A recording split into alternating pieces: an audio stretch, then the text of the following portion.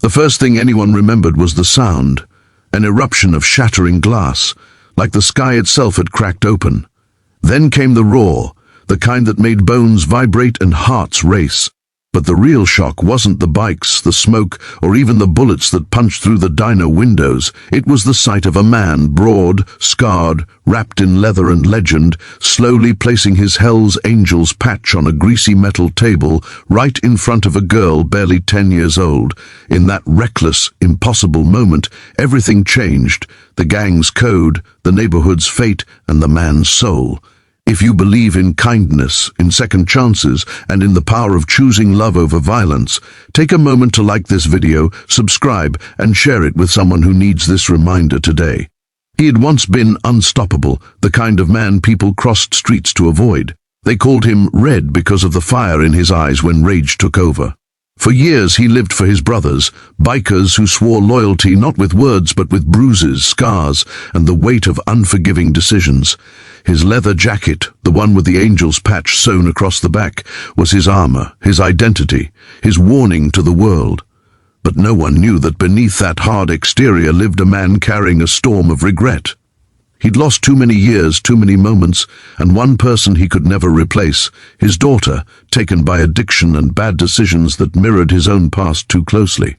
Her daughter, Lily, was all he had left of her. Red didn't know how to love softly, but for the girl who smiled with her whole face and spoke with a bravery that didn't match her small frame, he tried.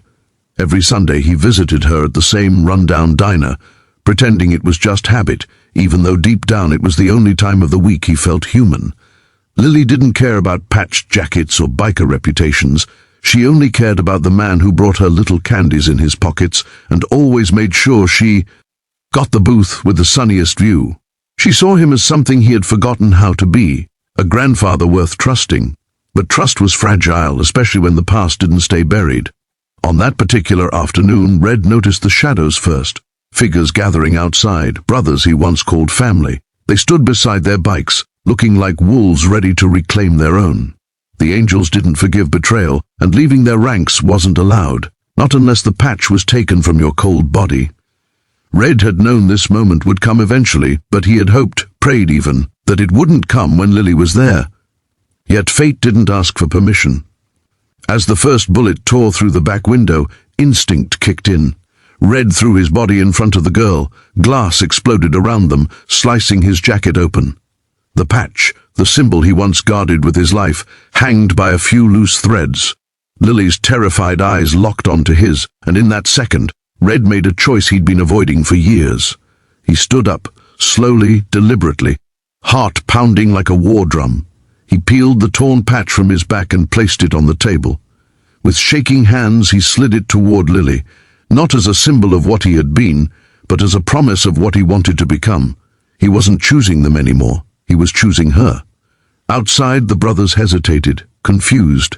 Red had always been one of their fiercest, the kind of man who never backed down. But here he was, unarmed, stripped of the identity that defined him. The sunlight struck his bare back through the torn leather, making him look strangely vulnerable, almost hopeful. Inside the diner, time stretched. Red could hear his own breathing, sharp and uneven. He felt the weight of every mistake he'd ever made pressing against his ribs.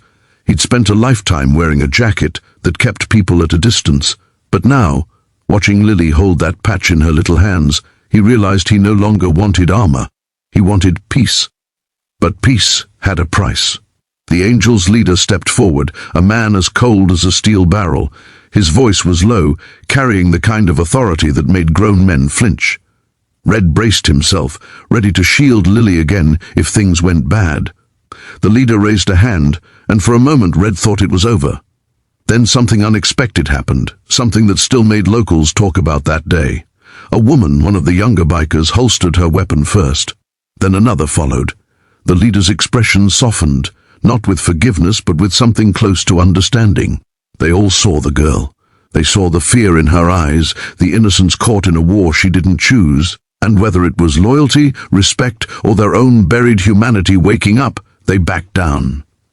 One by one, the engines roared to life, not as threats but as farewells. The block shook as they rode away, leaving behind a silence so heavy it felt like a miracle. Red collapsed into the booth, exhausted. Lily crawled beside him and wrapped her small arms around his scarred ones. In that warm, trembling embrace, he felt something he had long believed he didn't deserve: redemption. The days that followed weren't easy. Red had to rebuild his life from the ashes of his past, but he traded leather for soft flannel, traded old loyalties for new beginnings. He spent his mornings fixing neighbors' bikes, his afternoons volunteering at Lily's school, and his nights sitting on a quiet porch, grateful for one more chance at being the man he should have been all along. People still talked about the moment he laid down his patch. They said it was the day the block changed, the day a legend burned out and a grandfather was born. They said it proved something rare, that sometimes the bravest thing a man can do is leave behind the only life he's ever known, just to protect someone who believes he can be better. If this story touched your heart or reminded you of the power of choosing love over fear, please like the video, subscribe to the channel, and share it with someone who needs hope today. Before we end, tell us in the comments, do you believe people can truly change when they finally choose love?